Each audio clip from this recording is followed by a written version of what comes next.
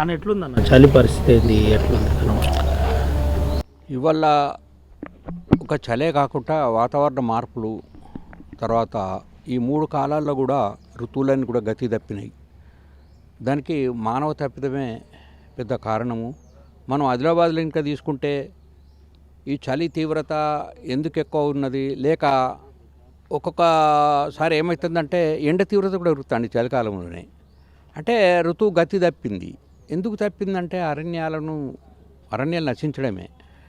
మీరు ఎక్కడైనా చూడండి, అవును మీరు అరణ్యాన్ని నశిస్తున్నారని మీరు అంటున్నారు, మరి సిర్పూరు తర్వాత ఉట్నూరు ఆ ప్రాంతాల్లో కూడా చలి ఎక్కువ ఉంటుంది కదా అని అంటున్నారు. కానీ వాస్తవం ఏంటంటే రోడ్డు సైడ్ ఉన్న చెట్టు తప్పించి మీరు లోపలికి వెళ్తే కానీ అసలు పరిస్థితి అర్థమవుతుంది. అక్కడ చాలా ప్రదేశాల్లో కూడా పతలే ఉన్నది అడవి, దండకారణ్యాలు లేవు ఇప్పుడు. అంతేకాకుండా జనం ఏంటంటే ఈ చెట్లు యొక్క ప్రాధాన్యతను గుర్తిస్తలేరు, ప్రత్యక్ష లాభాలనే చూస్తున్నారు. కానీ పరోక్ష లాభాలు ఏమిటి, వాతావరణానికి అవి ఎంత దోహదం చేస్తుంది. ఒక చెట్టు ఈ భూమి పైన ఉన్నది, ఎదిగిన చెట్టు ఉన్నది అంటే అది దాదాపు 3 కోట్ల విలువైనటువంటి పరోక్ష లాభాలను ఇస్తుంది.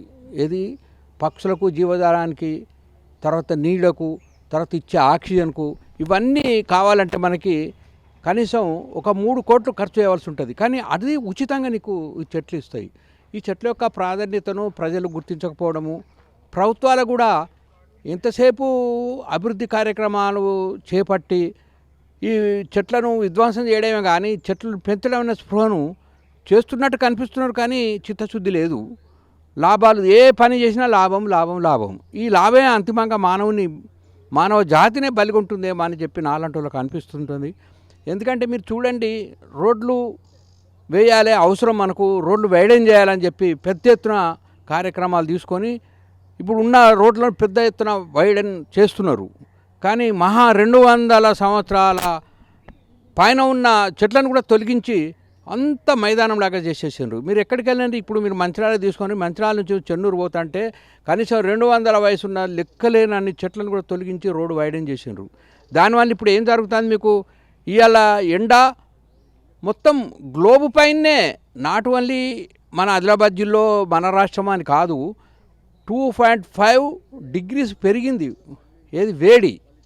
అది మరి ఒక ఎండాకాలంలో ఉంటుంది, ఎండాకాలం ఉండవచ్చు, చలికాలం కూడా. చలి ఎంత ఉండాలో అంత ఉండకుండా హెచ్చరించవచ్చు, తగ్గించవచ్చు. మీరు వర్షాల గురించి కూడా మనం చెప్తుంటాం, లానీనో ఎల్నీనో అని. అప్పుడు లానీనో ఎప్పుడు వస్తుందో ఎల్నీనో ఎప్పుడు వస్తుందో ఎవరికి అర్థం కాని అటువంటి పరిస్థితి.